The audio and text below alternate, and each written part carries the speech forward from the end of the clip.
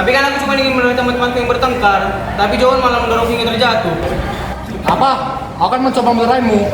Satrio, kamu tadi mau mukul orang, aku cuma tahan kamu. Sani, aku tahu yang sebenarnya, tapi aku takut kalau aku ngomong nanti mereka marah. Tapi kalau tidak ada yang akan bicara, nanti Stephen bisa kena hukum tanpa salah tahu. Bohong, kami lihat kamu berdiri dekat Satrio saat dia terjatuh. Ya aku ada dekat kalian karena aku ingin membantu. Pokoknya Stephen harus dihukum. Tunggu dulu. Kita perlu mendengar dari sisi Stephen, bukan? Kok langsung nyalahin? Teman-teman sebentar, aku tahu kalian kesal, tapi tidak boleh selalu menuduh. Ini bukan pelajaran agama, Steve. Ini soal keadilan. Justru itu tentang keadilan.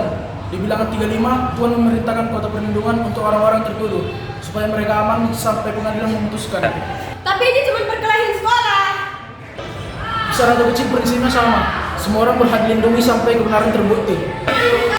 Jadi maksudnya, walaupun kita gak suka sama orang itu, dia tetap harus diberi kesempatan membela diri. Betul sekali. Kota pelindungan. Anda saja aku bisa ngomong dari tadi.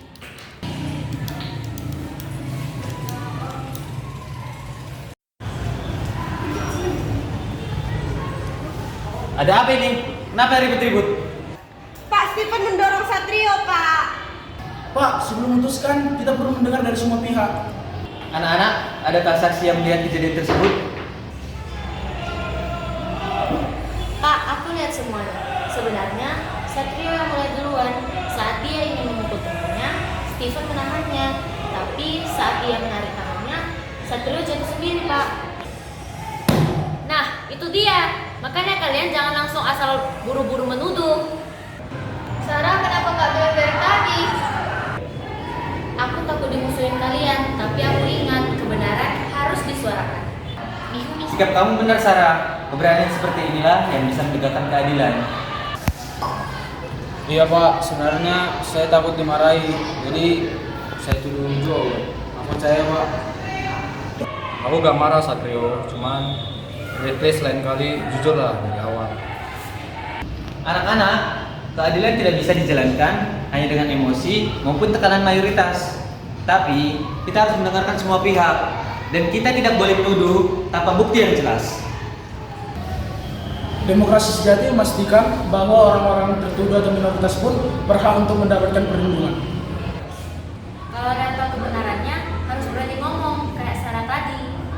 Awalnya aku takut, tapi ternyata berkata benar itu melegakan.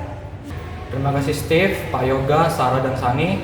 Aku hampir kehilangan harapan, tapi sekarang aku tahu bahwa kebenaran itu masih ada dan kasih itu masih ada dan harus dijalankan secara bersama. Itu benar sekali, seperti ada tertulis pada bilangan 35 ayat 11 sampai 12.